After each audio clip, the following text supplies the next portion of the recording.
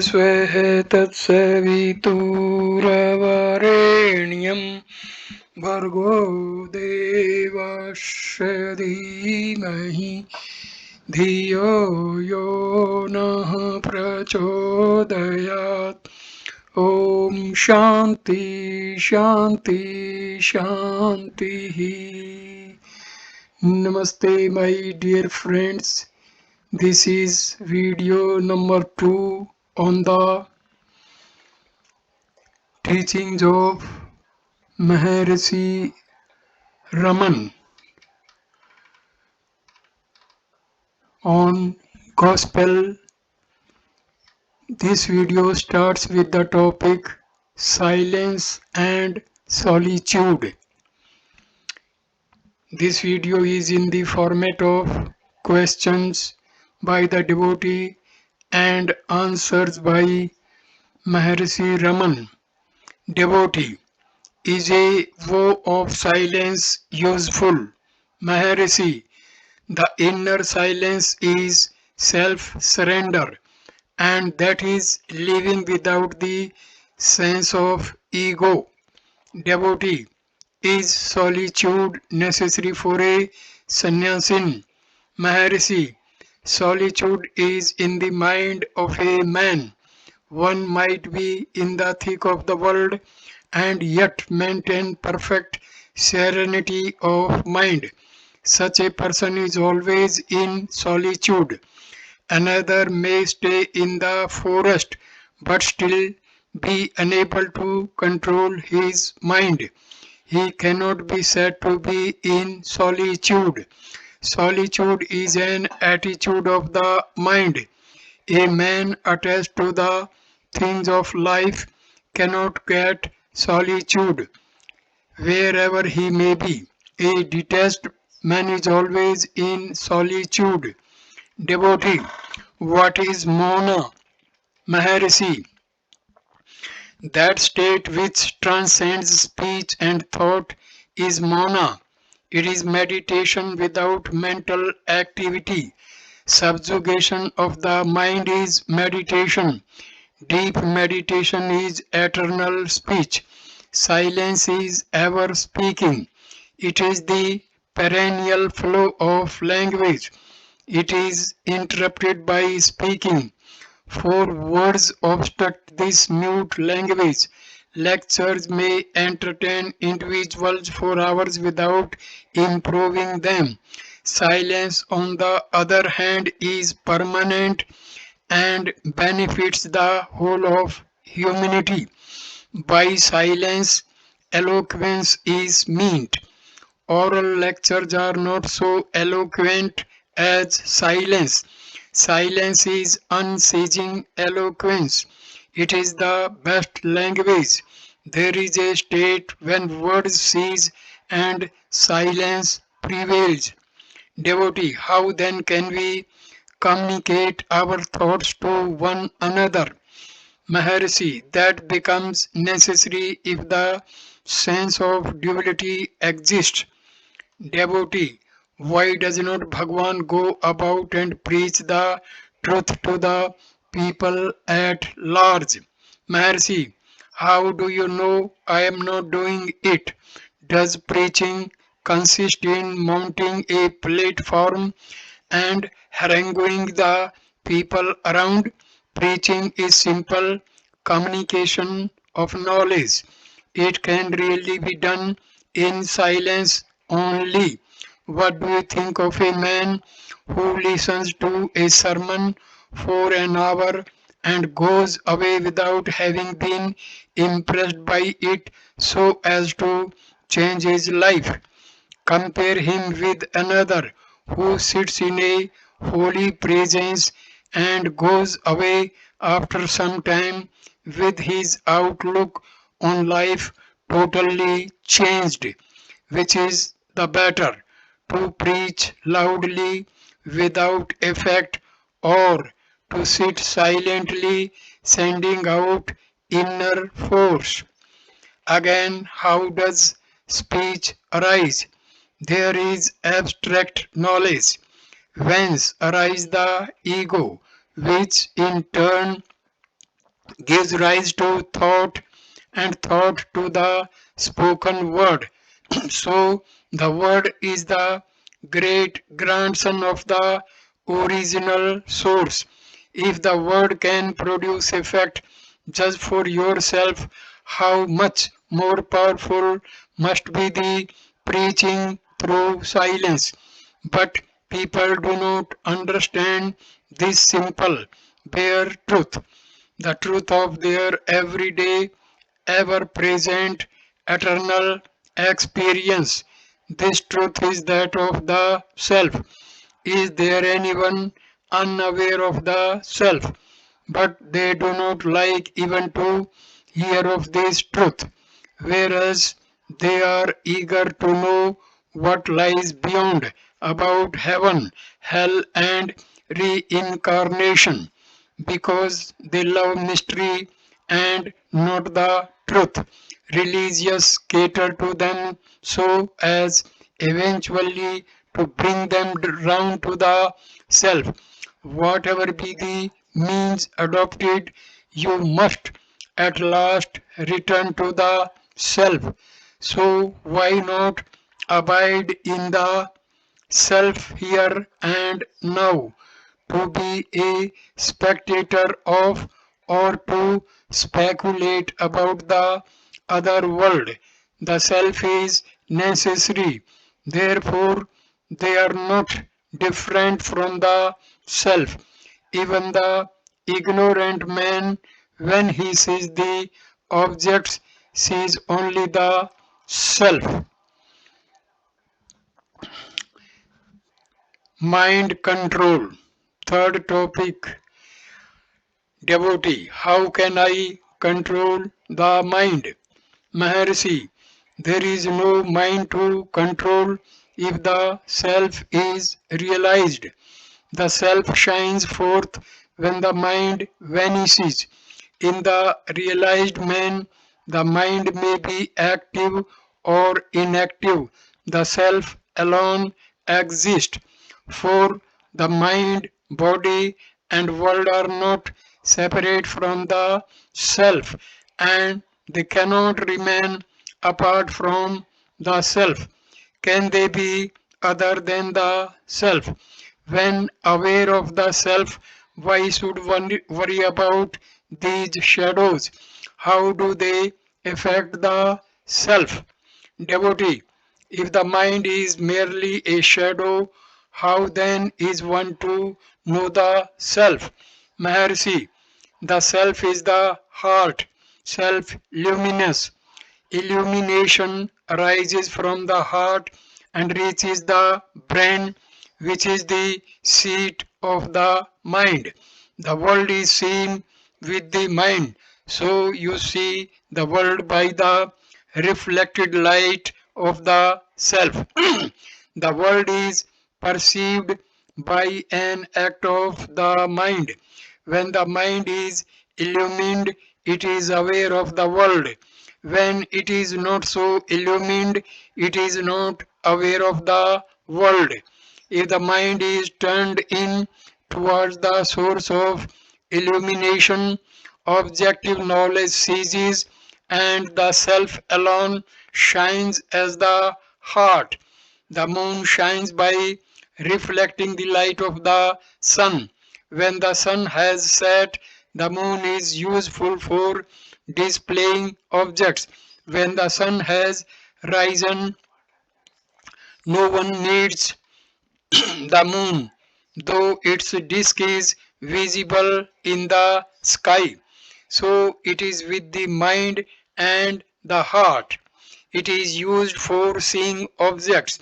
When turned inwards, it merges into the source of illumination which shines by itself, and the mind is then like the moon in the daytime.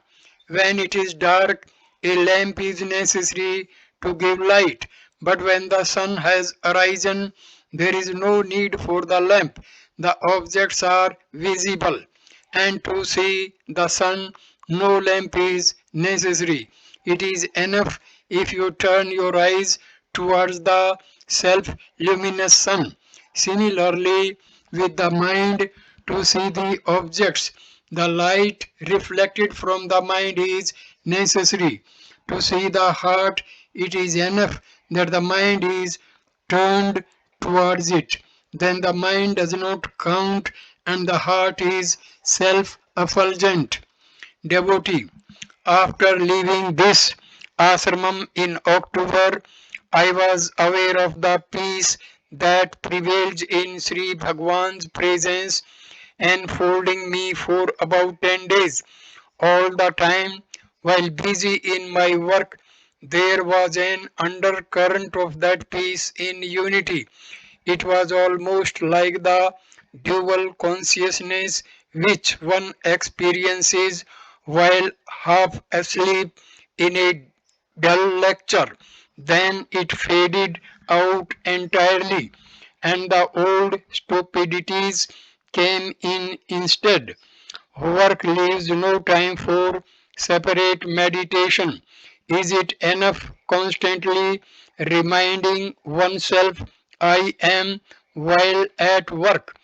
Maharshi, after a short pause, if you strengthen the mind, that peace will continue for all time.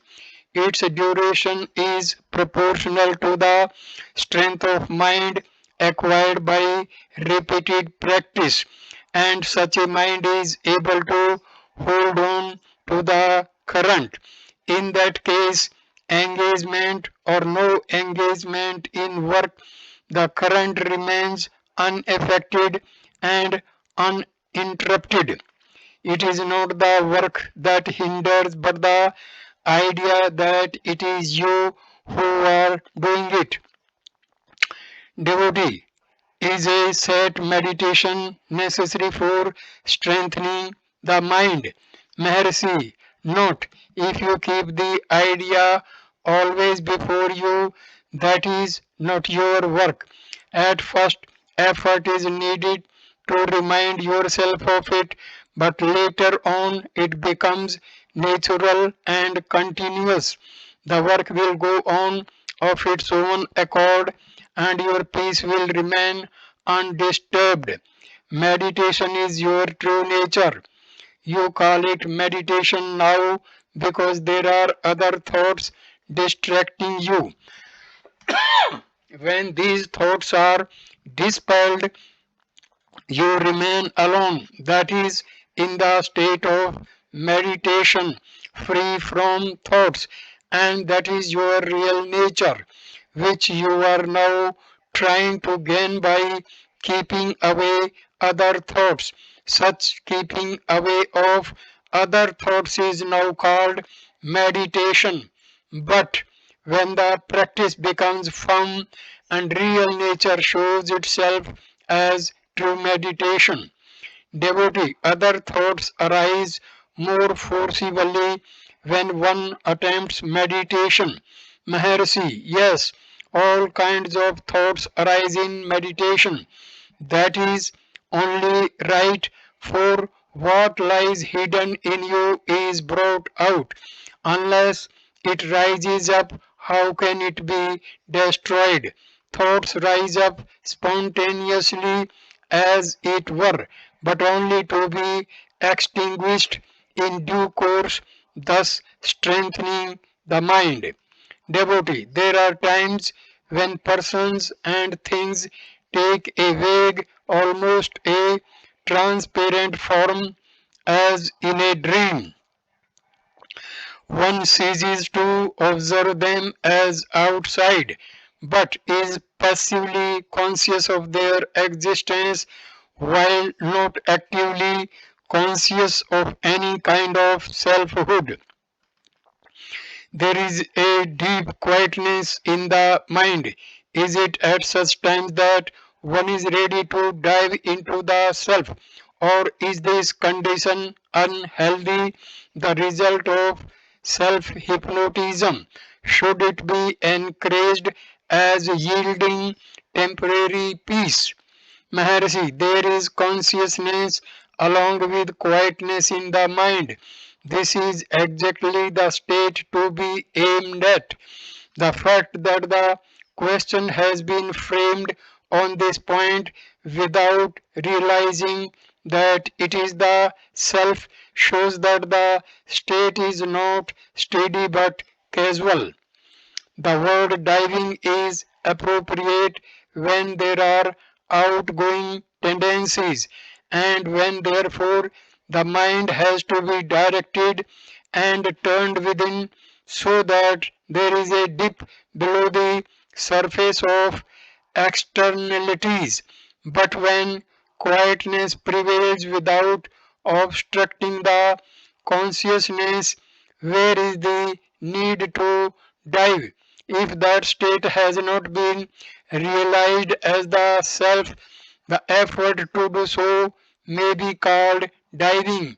In this sense, the state may be said to be suitable for realization or diving. Thus, the last two questions you have put do not arise. Devotee, the mind continues to feel partial towards children, possibly because the form of a child is often used to personify the ideal. How can this preference be outgrown? Maharshi, hold on to the self. Why think of children and of your reactions towards them? Devotee, this third visit to Tiruvannamalai seems to have intensified the sense of egoism in me and made meditation less easy. Is this an unimportant passing phase or a sign that I should avoid such places hereafter? Maharshi, it is imaginary. This place or another is within you. Such imaginations must end, for places as such have nothing to do with the activities of the mind. Also, your surroundings are not merely a matter of your individual choice. They are there as a matter of course, and you should rise above them and not get yourself entangled in them. A boy of 8.5 years sat in the hall at about 5 in the evening when Sri Bhagwan went up the hill. During his absence, the boy spoke on yoga and Vedanta in pure, simple, and literary Tamil, quoting freely from the sayings of saints and the sacred scriptures. When Sri Bhagwan entered the hall after nearly 3/4 of an hour, only silence prevailed. For the 20 minutes the boy sat in Sri Bhagwan's presence. He spoke not a word but was merely gazing at him. Then tears flowed from his eyes. He wiped them with his left hand and soon after left the place, saying that he still awaits self realization. Devotee, how should we explain the extraordinary characteristics of the boy? Maharshi, the characteristics of his last birth are strong in him, but however strong they may be, they do not manifest themselves save in a calm, still mind.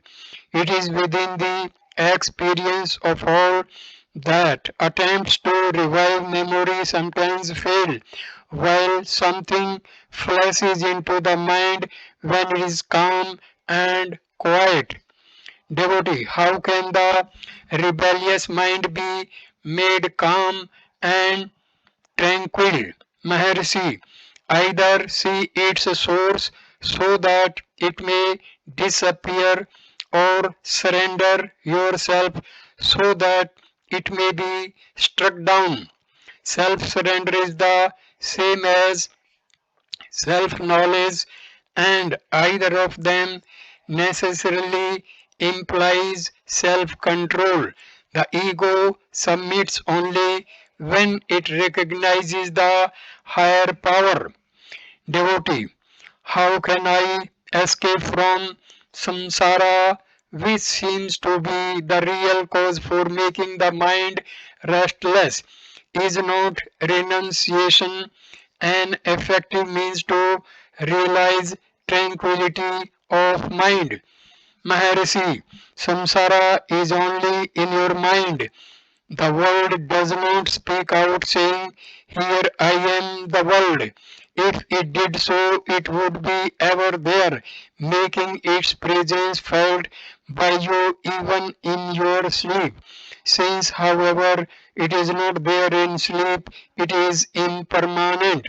Being impermanent, it lacks substance. Having no reality apart from the self, it is easily subdued by the self. The self alone is permanent. Renunciation, non identification of the self with the non self. Not self is removed, not self ceases to exist. That is true renunciation.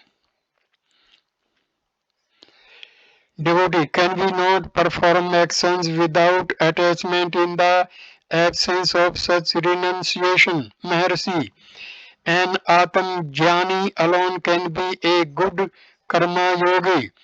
Devotee, does Bhagwan condemn Dvaita philosophy? Maharshi, Dvaita can subsist only when you identify the self with the not self. Advaita is non-identified.